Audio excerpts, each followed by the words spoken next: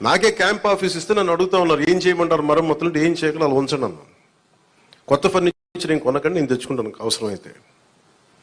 అలాగే మన సెక్రటేరియట్ నుంచి స్టాఫ్ వచ్చారు, మీకు ఈ మధ్యన అసెంబ్లీకి వచ్చారు కదా, మీకు జీతం ఈ 3-4 రోజులు కలిపి మీకు 35,000 వస్తుంది మీకు అని సంతకాలు పెట్టే మనస్కరించాలి.